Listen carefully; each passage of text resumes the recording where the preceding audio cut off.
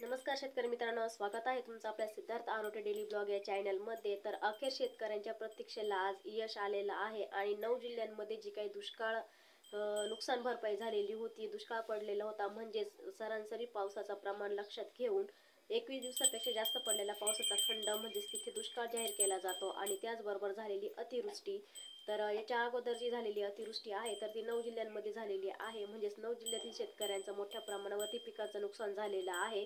तर ते कोणत्या पिकांचं झालेलं आहे, त्याचबरोबर नुकसान भरपाई किती मिळणार आहे हेक्टरी, तर या 9 जिल्ह्यामध्ये किती शेतकरी पात्र झालेले आहे याची सविस्तर अपडेट आज आपण आपल्या व्हिडिओच्या माध्यमातून घेणार आहोत। त्यापूर्वी तुम्ही जर चॅनलवर नवीन असाल तर असेच शेतीविषयक नवनवीन व्हिडिओ बघण्यासाठी चॅनलला सबस्क्राईब करा। व्हिडिओ कुठे स्किप करू नका। 9 जिल्ह्यांमध्ये तुमचा सुद्धा जिल्हा असू शकतो।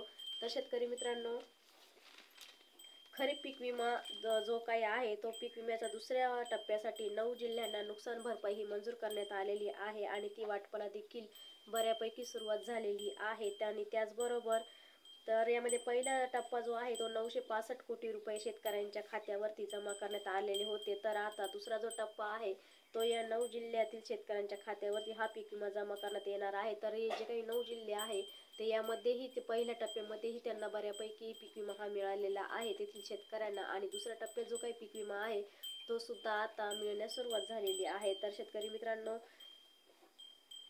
ते जिल्हे कोणते आहे तर 2023 मध्ये सरासरी पावसाचं प्रमाण लक्षात घेऊन खूप कमी प्रमाणामध्ये पाऊस झालेला होता आणि नंतर झाला तो अतिवृष्टी झाला।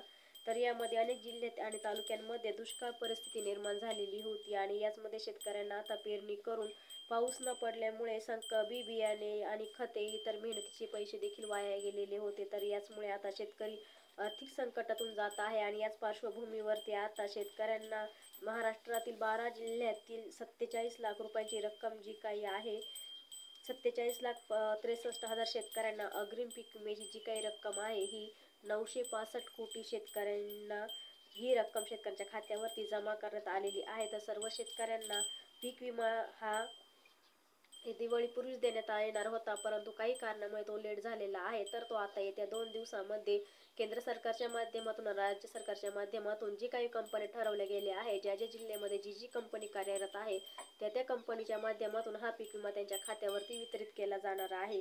तर यामध्ये 12 जिल्ह्यातील शेतकऱ्यांना पीक विमा देण्याची धनंजय मुंडे यांनी आश्वासन देखील दिलेले होते आणि त्यानुसारच 12 जिल्ह्यातील शेतकऱ्यांना पीक विमा देण्यासाठी पीक विमा कंपनीने आक्षेप घेतला नव्हता अशा जिल्ह्यातील शेतकऱ्यांना दिवाळी आधीच पीक विमा 25% जे काही अग्रिमचा पीक विमा आहे तो दिलेला आहे। पण आता जे 9 जिल्हे आहेत त्या जिल्ह्यातील शेतकऱ्यांना दिला जाणार आहे, म्हणजे जे काही 9 जिल्हे होते या शेतकऱ्यांना पीक विमा कंपनीने आक्षेप घेतल्यामुळे या जिल्ह्यातील काही शेतकरी हे वंचित राहिलेले होते, परंतु ते आक्षेप मागे घेतल्यामुळे आता या जिल्ह्यातील शेतकऱ्यांना, जे काही वंचित शेतकरी आहेत त्यांना सुद्धा हा पीक विमा दिला जाणार आहे।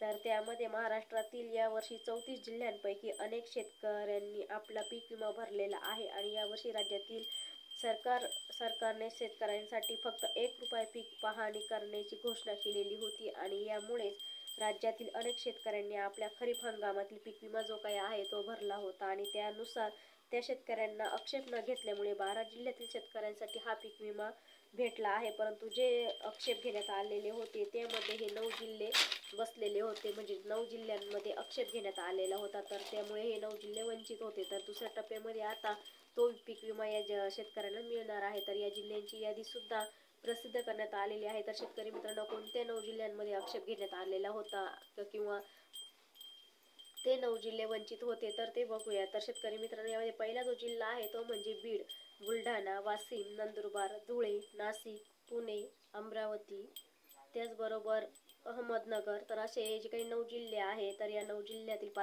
पात्र शेतकऱ्यांना आता दुसऱ्या टप्प्यामध्ये पीक विमा हा दिला जाणार आहे। तर शेतकरी मित्रांनो, ही होती 9 जिल्ह्यातील सर्वात महत्त्वाचा असं अपडेट।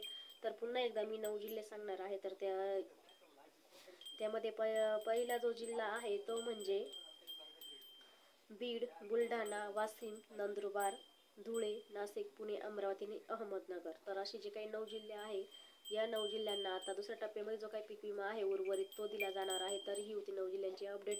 व्हिडिओ आवडल्यास नक्कीच लाईक शेअर करा, नवीन असेल तर चॅनलला सबस्क्राईब करा। पुन्हा भेटू अशाच एका नवीन व्हिडिओ सोबत, तोपर्यंत सर्वांना धन्यवाद।